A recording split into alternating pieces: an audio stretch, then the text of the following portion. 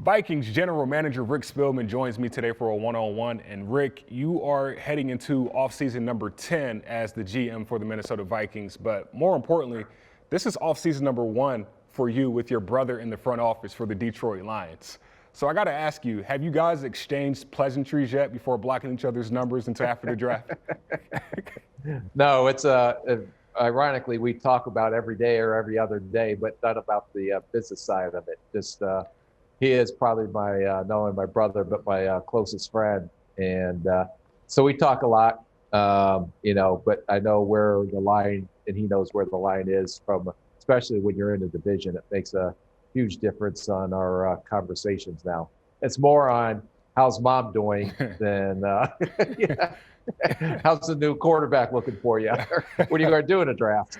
For sure. Well, Jamal Stevenson addressed this time that we are in right now as the playoff push. You call the draft the Super Bowl for the scouting side of the football side. So for you, right now, how has this process been for you and your staff with this virtual evaluation process?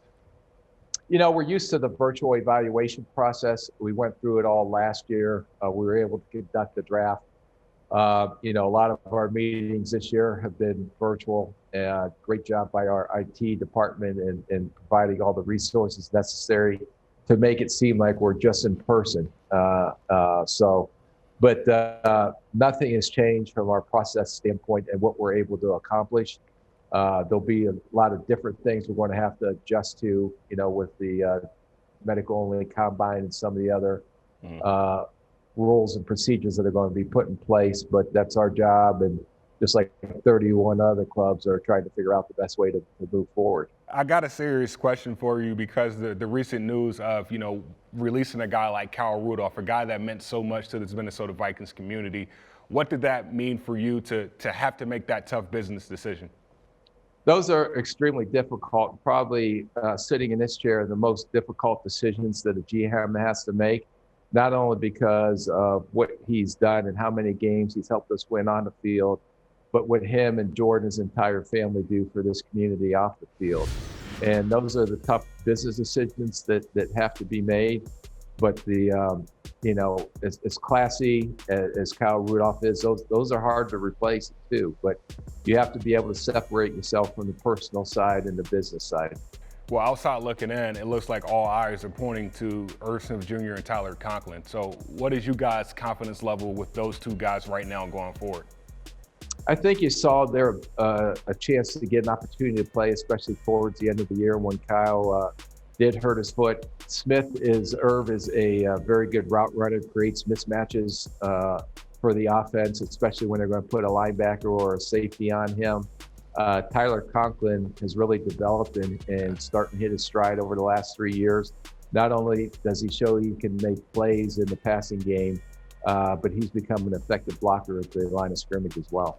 With Kyle going to free agency and free agency being so unique this year, do you expect less moves to be made due to that salary cap, or how do you see things playing out?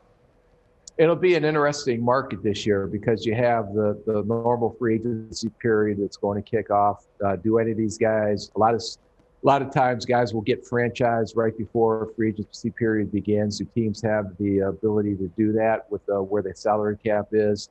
Where's the market going to be? Is it going to be depressed? But I also see a lot of teams that may have to cut players in order to get underneath the cap, which may flood the free agent market. And you may be able to look in that area as well.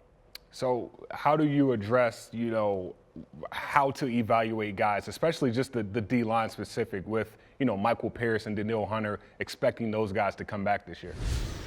Well, I know those are veterans that play at a very high level, and we look at that as 2 additional free agents to our football club that we didn't have available to us last year. So that'll be a tremendous help on the defensive side of the ball. I don't know why you're still sitting there and still talking to me. I feel like you got work to do, right?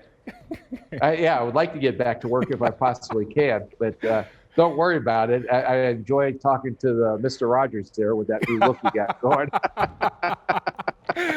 Rick, I appreciate it. Stay safe on the road. Okay, man. Thanks, Gabe.